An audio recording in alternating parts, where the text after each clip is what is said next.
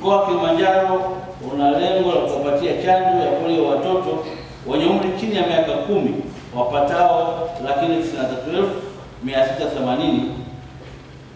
Pamoja na lengo hili, ninaelekeza kwa watoto wote wenye umri tajwa wapate chanjo ya matone ya polio popote walipo ndani ya mkoa wa Kilimanjaro.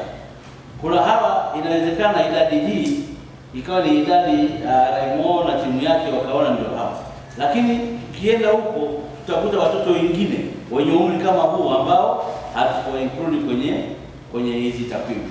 Kwa hiyo wote, mimi nasema wote wapate chanjo.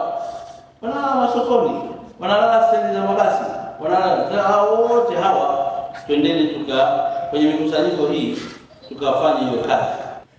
Napenda kuarifu kuwa maandalizi yote ya utekelezaji wa kampeni hii yamekamilika katika ngazi ya mkoa na halmashauri kwa kushirikiana na wadau wa maendeleo wakiwemo Shirika la Afya Duniani kama nilivyosema, WHO.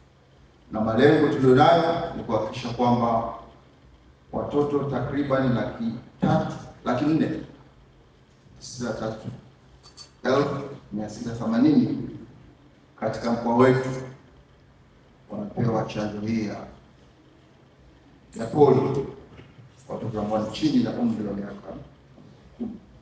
Kwa hiyo lengo ni hilo, ile lengo la watoto 493,680. Lakini lengo letu la mwisho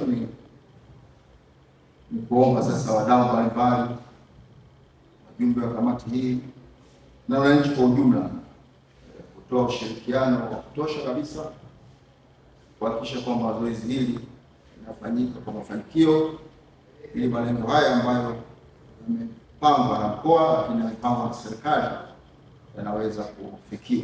Wajumbe na wanakamati, naomba nisisitize kwamba lazima tuhakikishe mtoto atakayepata chanjo ya kwanza lazima tuhakikishe anapata chanjo ya pili, asiwepo ambaye hatapata chanjo.